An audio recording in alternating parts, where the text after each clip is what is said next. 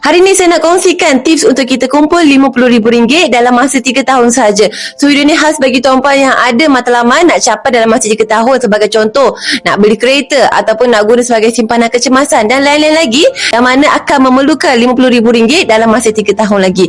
Tengok video ini sampai habis dan like dan save juga untuk rujukan pada masa akan datang. Sekiranya sebelum ni tuan-puan dah cuba nak buat simpanan dalam bentuk duit untuk target simpan RM50,000 tersebut tapi tak berjaya, saranan saya tuan-puan tukar kaedah simpanan tuan-puan, tukar kepada simpanan emas. Pastinya lagi senang capai matlamat tersebut berbanding kita simpan dalam bentuk duit. Macam mana nak mula simpan emas untuk capai target tersebut? Senang saja tuan-puan. Yang pertama, tuan-puan perlu daftar akaun emas dahulu. Jangan risau, daftar percuma sahaja. Yang kedua, tuan-puan hanya perlu konsisten simpan sekurang-kurangnya 2.2 gram setiap bulan selama 3 tahun. Selepas 3 tahun, simpanan emas tuan-puan akan berjaya cecah 80 gram emas.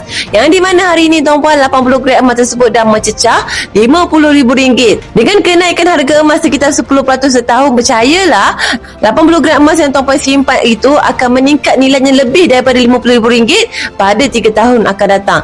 Dan simpanan emas ini pun aset yang senang dicairkan sekiranya tuan-puan ada kecemasan ataupun tuan-puan dah capai matlamat tersebut.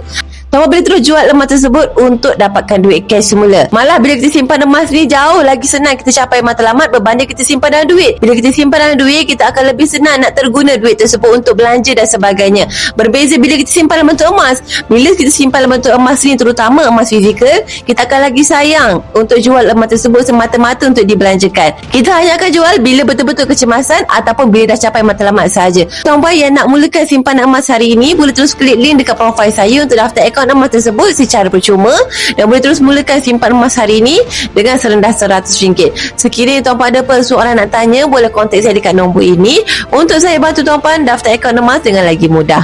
Akhir kata, macam biasalah, senangnya nak simpan emas.